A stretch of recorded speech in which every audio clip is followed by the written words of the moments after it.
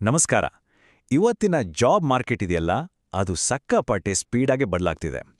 ಹಾಗಾದ್ರೆ 2026ಕ್ಕೆ ಒಂದು ಒಳ್ಳೆ ಕೆರಿಯರ್ ಶುರು ಮಾಡೋದು ಹೇಗೆ? ಒಂದೇ ಒಂದು ಉತ್ತರ, ಅದು ಇಂಟರ್ನ್ಶಿಪ್. ಬನ್ನಿ, ಇವತ್ತಿನ ಈ ಚರ್ಚೆಯಲ್ಲಿ ನಮ್ಮ ಫ್ಯೂಚರನ್ನೇ ಬದಲಿಸಬಲ್ಲ ಇಂಟರ್ನ್ಶಿಪ್ಗಳ ಬಗ್ಗೆ ಮಾತಾಡೋಣ.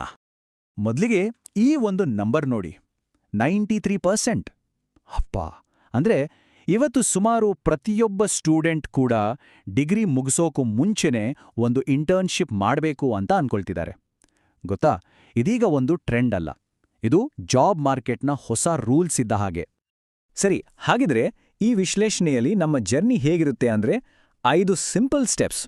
ಇಂಟರ್ನ್ಶಿಪ್ ಯಾಕಿಷ್ಟು ಇಂಪಾರ್ಟೆಂಟ್ ಅನ್ನೋದ್ರಿಂದ ಶುರು ಮಾಡಿ, ಕರ್ನಾಟಕದ ಫ್ಯೂಚರ್ ಇಂಡಸ್ಟ್ರೀಸ್ ಯಾವುದು ಅಂತ ನೋಡಿ, ಒಂದು ಸಖತ್ ಇನ್ಸ್ಪೈರಿಂಗ್ ಸ್ಟೋರಿ ಕೇಳಿ, ಕೊನೆಗೆ ನಮ್ಮ ಯಶಸ್ಸಿಗೆ ಬೇಕಾದ ಒಂದು ಪಕ್ಕಾ ಫಾರ್ಮುಲಾ ತಿಳ್ಕೊಳ್ಳೋಣ. ಸರಿ, ಹಾಗಾದ್ರೆ ನಮ್ಮ ಮೊದಲನೇ ಸೆಕ್ಷನ್ಗೆ ಹೋಗೋಣ. ಇಂಟರ್ನ್ಶಿಪ್ ಯಾಕೆ ಇದು ಇಷ್ಟು ಮುಖ್ಯ? ಒಂದ್ ಕಾಲದಲ್ಲಿ ಇದೊಂದು ಆಪ್ಷನ್ ಆಗಿತ್ತು ಅಷ್ಟೇ, ಆದ್ರೆ ಇವತ್ತು ಇದು ಕೆರಿಯರ್ನ ಅಡಿಪಾಯವೇ ಆಗ್ಬಿಟ್ಟಿದೆ. ಹೇಗೆ ಅಂತ ನೋಡೋಣ ಬನ್ನಿ. ಹೌದು, ಕೇಳಿದ್ದು ನಿಜ. ಇವತ್ತು ಕಂಪನಿಗಳಿಗೆ ಬರೀ ನಮ್ಮ ಡಿಗ್ರಿ ಸರ್ಟಿಫಿಕೇಟ್ ಸಾಕಾಗಲ್ಲ. ಅವರಿಗೆ ಬೇಕಾಗಿರೋದು ಪ್ರಾಕ್ಟಿಕಲ್ ಎಕ್ಸ್ಪೀರಿಯನ್ಸ್. ನೀವೇನ್ ಮಾಡಿದಿರಿ ಅಂತ ತೋರಿಸ್ಬಿಟ್ಟು. ಇಂಟರ್ನ್ಶಿಪ್ಗಳು ಬರೀ ಎಕ್ಸ್ಪೀರಿಯನ್ಸ್ ಕೊಡೋದು ಮಾತ್ರ ಅಲ್ಲ, ಅದು ಸ್ಕಿಲ್ಸ್ ಕಲಿಸುತ್ತೆ, ಇಂಡಸ್ಟ್ರಿಯಲ್ಲಿ ಒಳ್ಳೊಳ್ಳೆ ಕಾಂಟ್ಯಾಕ್ಟ್ಸ್ ಮಾಡಕ್ಕೆ ಹೆಲ್ಪ್ ಮಾಡುತ್ತೆ. ಸಿಂಪಲ್ ಆಗಿ ಹೇಳೋದಾದ್ರೆ, ನಮ್ಮ ರೆಸ್ಯೂಮೇಗೆ ಎಕ್ಸ್ಪೀರಿಯನ್ಸ್ ಅನ್ನೋದೇ ಕಿಂಗ್ ಇದ್ದಾಗೆ. ಓಕೆ, ಈಗ ನಮ್ಮ ಎರಡನೇ ಭಾಗಕ್ಕೆ ಜಂಪ್ ಮಾಡೋಣ. ಒಂದು ವಿಷಯ ನೆನ್ಪಿಡಿ, ಅವಕಾಶಗಳು ಅಂದ್ರೆ ಬರೀ ಬೆಂಗಳೂರು ಮಾತ್ರ ಅಲ್ಲ. ಬಿಯಾಂಡ್ ಬೆಂಗಳೂರು ಅನ್ನೋ ಕಾನ್ಸೆಪ್ಟ್ ಅಡಿಯಲ್ಲಿ ಕರ್ನಾಟಕದ ಬೇರೆ ಬೇರೆ ನಗರಗಳು ಕೂಡ ಹೇಗೆ ದೊಡ್ಡ ಇಂಡಸ್ಟ್ರಿಯಲ್ ಹಬ್ಗಳಾಗಿ ಎದುಗುತ್ತಿವೆ ಅನ್ನೋದನ್ನ ನೋಡೋಣ. ಮೊದಲನೇದಾಗಿ, ಸದ್ಯಕ್ಕೆ ಸಿಕ್ಕಾಪಟ್ಟೆ ಡಿಮ್ಯಾಂಡ್ ಇರೋ ಫೀಲ್ಡ್ ಎಮರ್ಜಿಂಗ್ ಟೆಕ್ನಾಲಜೀಸ್. ಹೌದು, ಆರ್ಟಿಫಿಷಿಯಲ್ ಇಂಟೆಲಿಜೆನ್ಸ್ ಅಂದ್ರೆ AI, ಮಷೀನ್ ಲರ್ನಿಂಗ್ ಮತ್ತೆ ಇಂಟರ್ನೆಟ್ ಆಫ್ ಥಿಂಗ್ಸ್ ಅಂದ್ರೆ IoT. ಇವೇ ನೋಡಿ ಫ್ಯೂಚರ್ನ ಟೆಕ್ನಾಲಜಿಗಳು. ಆದ್ರೆ ಇಲ್ಲೊಂದು ಇಂಟ್ರೆಸ್ಟಿಂಗ್ ವಿಷಯ ಇದೆ. ಈ ಟೆಕ್ ರೆವಲ್ಯೂಷನ್ ನಡ್ತಿರೋದು ಬರೀ ಬೆಂಗಳೂರಿನಲ್ಲ. ಹುಬ್ಳಿ, ಧಾರವಾಡ ಮತ್ತು ಬೆಳಗಾವಿ ನಗರಗಳು AI ಮತ್ತು IoTಗೆ ಹೊಸ ಹಾಟ್ಸ್ಪಾಟ್ಗಳಾಗಿವೆ. ಒಂದು ಬೆಸ್ಟ್ ಎಕ್ಸಾಂಪಲ್ ಅಂದ್ರೆ ದೇಶಪಾಂಡೆ ಸ್ಟಾರ್ಟ್ಅಪ್ಸ್ನ ಇನ್ಫಿನಿಟಿ ಇಂಟರ್ನ್ಶಿಪ್ ಪ್ರೋಗ್ರಾಮ್. ಇದು ಕೇವಲ 30 ದಿನಗಳಲ್ಲಿ ಇಂಡಸ್ಟ್ರಿಗೆ ರೆಡಿ ಮಾಡುವ ಒಂದು ಅದ್ಭುತ ಪ್ರೋಗ್ರಾಮ್. ಸರಿ, ಈಗ ಇನ್ನೊಂದು ಎಕ್ಸೈಟಿಂಗ್ ಫೀಲ್ಡ್ ಕಡೆ ನೋಡೋಣ. ಎಲೆಕ್ಟ್ರಿಕ್ ವೆಹಿಕಲ್ಸ್ ಅಂದ್ರೆ EV ಮತ್ತು ಅಡ್ವಾನ್ಸ್ಡ್ ಮ್ಯಾನುಫ್ಯಾಕ್ಚರಿಂಗ್. ಕರ್ನಾಟಕ ಈ ಫೀಲ್ಡಲ್ಲಿ ಒಂದು ದೊಡ್ಡ ಕ್ರಾಂತಿಯನ್ನೇ ಮಾಡ್ತಿದೆ. ಮುಂದಿನ ಜನರೇಷನ್ ಗಾಡಿಗಳು ಇಲ್ಲೇ ತಯಾರಾಗ್ತಿವೆ ಅಂದ್ರೆ ನೀವು ನಂಬಲೇಬೇಕು. ನೋಡಿ, ಜಪಾನಿನ ನೈಡೆಕ್ ತರಹದ ದೊಡ್ಡ ದೊಡ್ಡ ಗ್ಲೋಬಲ್ ಕಂಪನಿಗಳು ಇಲ್ಲಿ ಸಾವಿರಾರು ಕೋಟಿ ಇನ್ವೆಸ್ಟ್ ಮಾಡ್ತಿವೆ. ಇದರ ರಿಸಲ್ಟ್ ಏನ್ ಗೊತ್ತಾ? ಮೆಕ್ಯಾನಿಕಲ್ ಮತ್ತು ಎಲೆಕ್ಟ್ರಿಕಲ್ ಇಂಜಿನಿಯರಿಂಗ್ ವಿದ್ಯಾರ್ಥಿಗಳಿಗೆ ಸಖತ್ ಅವಕಾಶಗಳು. ಉದಾಹರಣೆಗೆ, ಹುಬ್ಬಳ್ಳಿಯ ಏಬಲ್ ಡಿಸೈನ್ ಅನ್ನೋ ಸಂಸ್ಥೆ CAE ಅಂದ್ರೆ ಕಂಪ್ಯೂಟರ್ ಏಡೆಡ್ ಇಂಜಿನಿಯರಿಂಗ್ ಮತ್ತು ಡಿಸೈನಲ್ಲಿ ಇಂಟರ್ನ್ಶಿಪ್ಗಳನ್ನು ಕೊಡ್ತಿದೆ. ಅಲ್ಲಿ ವೆಹಿಕಲ್ಸ್ ಡಿಸೈನ್ ಮಾಡೋದನ್ನೇ ಕಲಿಬಹುದು. ರೈಟ್, ಈಗ ನಮ್ಮ ಮೂರನೇ ಇಂಪಾರ್ಟೆಂಟ್ ಫೀಲ್ಡ್ ಕಡೆ ಬರೋಣ. ನಾವು ಡಿಜಿಟಲ್ ಯುಗದಲ್ಲಿದ್ದೀವಿ ಅಲ್ವಾ? ಹಾಗಾಗಿ ಸೈಬರ್ ಸೆಕ್ಯೂರಿಟಿ ಮತ್ತು ಫಿನ್ಟೆಕ್ ಅನ್ನೋದು ತುಂಬಾನೇ ಮುಖ್ಯ. ಈ ಫೀಲ್ಡ್ಗಳಲ್ಲಿ ಮೈಸೂರು ಮತ್ತೆ ಮಂಗಳೂರು ಸಿಕ್ಕಾಪಟ್ಟೆ ಬೆಳೀತಿದೆ. ಮೈಸೂರು ತನ್ನ ರಿಸರ್ಚ್ ಕೆಪಾಸಿಟಿಯಿಂದ ಸೈಬರ್ ಸೆಕ್ಯೂರಿಟಿಗೆ ಒಂದು ಕೋಟೆ ತರಹ ಆಗ್ತಿದೆ. ಇನ್ನೊಂದು ಕಡೆ ಮಂಗಳೂರು, ಅಲ್ಲಿನ ಬ್ಯಾಂಕಿಂಗ್ ಹಿಸ್ಟ್ರಿಯಿಂದಾಗಿ ಫಿನ್ಟೆಕ್ ಮತ್ತು IT ಸರ್ವೀಸಸ್ಗೆ ಒಂದು ನ್ಯಾಚುರಲ್ ಹಬ್ ಆಗ್ತಿದೆ. ಇಲ್ಲಿಯವರೆಗೆ ನಾವು ಬರೀ ಟೆಕ್ನಾಲಜಿ ಬಗ್ಗೆ ಮಾತಾಡಿದ್ವಿ. ಆದರೆ ಸ್ಟೋರಿ ಇಲ್ಲಿಗೆ ಮುಗಿಯಲ್ಲ. ಟೆಕ್ ಬಿಟ್ಟು ಕರ್ನಾಟಕದಲ್ಲಿ ಬೇರೆ ಯಾವೆಲ್ಲ ಅವಕಾಶಗಳಿವೆ? ಬನ್ನಿ, ಈಗ ಅದನ್ನು ನೋಡೋಣ. ಈ ನಂಬರ್ ನೋಡಿದ್ರೆ ಖಂಡಿತ ಶಾಕ್ ಆಗುತ್ತೆ.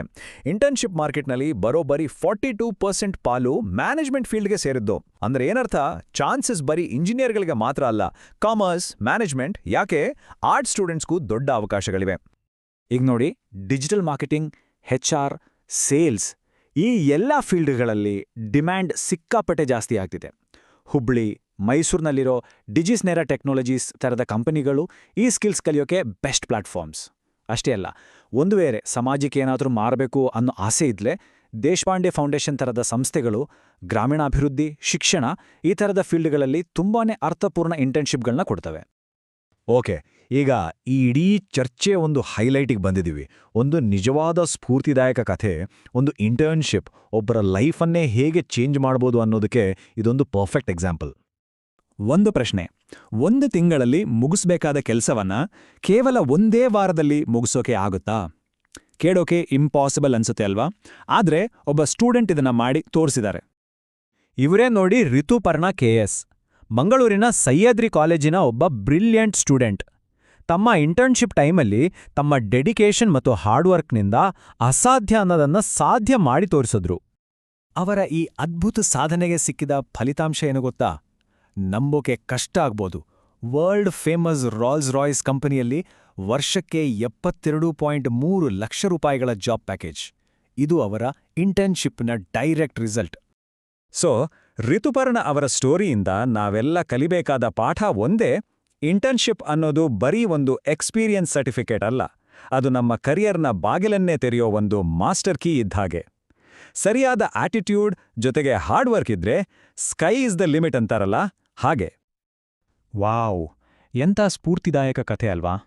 ಸರಿ, ಈ ಸ್ಫೂರ್ತಿಯ ಜೊತೆಗೆ ಇಂಟರ್ನ್ಶಿಪ್ ಹುಡುಕಾಟವನ್ನ ಹೇಗೆ ಯಶಸ್ವಿ ಮಾಡ್ಕೋಬೇಕು ಅನ್ನೋದಕ್ಕೆ ಕೆಲವು ಪ್ರಾಕ್ಟಿಕಲ್ ಟಿಪ್ಸ್ ನೋಡೋಣ. ಯಶಸ್ಸು ಗಳಿಸೋಕೆ ಇಲ್ಲಿದೆ ಒಂದು 3 ಸ್ಟೆಪ್ ಫಾರ್ಮುಲಾ. ತುಂಬಾನೇ ಸಿಂಪಲ್, ಆದ್ರೆ ಸಖತ್ ಪವರ್ಫುಲ್. ಮೊದಲನೇದು ರೂಲ್ ಆಫ್ 15, ಎರಡನೇದು ಸ್ಕಿಲ್ ಬೇಸ್ಡ್ ಲರ್ನಿಂಗ್, ಮೂರನೇದು ಲಿಂಕ್ಡ್ಇನ್ ಅನ್ನು ಆಕ್ಟಿವ್ ಆಗಿ ಬಳಸೋದು. ಹಾಗಿದ್ರೆ ಏನಪ್ಪಾ ಇದು ರೂಲ್ ಆಫ್ 15? ತುಂಬಾನೇ ಸಿಂಪಲ್ ಕಾನ್ಸೆಪ್ಟ್. ಕನಿಷ್ಠ 15 ಇಂಟರ್ನ್ಶಿಪ್ಗಳಿಗೆ ಅಪ್ಲೈ ಮಾಡೋದು. ರಿಸರ್ಚ್ ಪ್ರಕಾರ ಹೀಗೆ ಮಾಡಿದ್ರೆ ಜಾಬ್ ಸಿಗೋ ಚಾನ್ಸಸ್ 10 ಪಟ್ಟು ಜಾಸ್ತಿ ಆಗುತ್ತಂತೆ. ನೆನ್ಪಿಡಿ, ಮೋರ್ ಎಫರ್ಟ್ಸ್ ಮೋರ್ ಸಕ್ಸೆಸ್. ಮತ್ತು ಕೊನೆಯದಾಗಿ ಈ 3 ವಿಷಯಗಳನ್ನ ಯಾವತ್ತೂ ಮರಿಬೇಡಿ. 1, ನಿಮ್ಮ ಡಿಗ್ರಿ ಸರ್ಟಿಫಿಕೇಟ್ಗಿಂತ ನಿಮ್ಮ ಸ್ಕಿಲ್ಸ್ ಜಾಸ್ತಿ ಮಾತಾಡುತ್ತೆ. 2, ನಿಮ್ಮ ಲಿಂಕ್ಡ್ಇನ್ ಪ್ರೊಫೈಲ್ ಇದೆಯಲ್ಲ, ಅದು ನಿಮ್ಮ ಡಿಜಿಟಲ್ ರೆಸ್ಯೂಮೆ. ಅದನ್ನು ಯಾವಾಗಲೂ ಅಪ್ ಟು ಡೇಟ್ ಮತ್ತು ಅಟ್ರಾಕ್ಟಿವ್ ಆಗಿಟ್ಕೊಳ್ಳಿ. 3, ನಿಮ್ಮ ಫೀಲ್ಡ್ನಲ್ಲಿರೋ ಎಕ್ಸ್ಪರ್ಟ್ಸ್ ಜೊತೆ ಕನೆಕ್ಟ್ ಆಗೋಕೆ ಹಿಂಜುಲಿಬೇಡಿ. ಒಂದೇ ಒಂದು ಮಾತುಕತೆ ಒಂದು ದೊಡ್ಡ ಅವಕಾಶಕ್ಕೆ ದಾರಿ ಮಾಡಿಕೊಡ್ಬೋದು. ಸರಿ, ಈ ಎಲ್ಲ ಮಾಹಿತಿ ಈಗ ನಮ್ಮ ಮುಂದಿದೆ. ಇನ್ನು ಬಾಲ್ ನಮ್ಮ ಕೋರ್ಟ್ನಲ್ಲಿದೆ. ನಮ್ಮ ಕೆರಿಯರ್ನ ನೆಕ್ಸ್ಟ್ ಚಾಪ್ಟರ್ ಬರೆಯೋಕೆ ರೆಡಿ ಇದೀವಾ? ಮೊದಲ ಹೆಜ್ಜೆ ಏನಾಗಿರಬೇಕು? ಯೋಚನೆ ಮಾಡಿ, ಪ್ಲಾನ್ ಮಾಡಿ ಮತ್ತು ಇವತ್ತೇ ಆಕ್ಷನ್ ತಗೊಳ್ಳಿ.